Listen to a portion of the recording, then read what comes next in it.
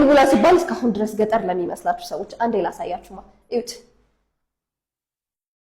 ይሄንን የመሰለ ኮምፓውንድ አፓርትመንት የሚገኝበት ቦታ ሆኗል። ይሄ ደግሞ ኪችናችሁ ይሆናል። ባለ 3 መኝታ በ132 ካሬ ላይ ያረፈ አፓርትመንት ነው ይዤላችሁ የመጣሁት።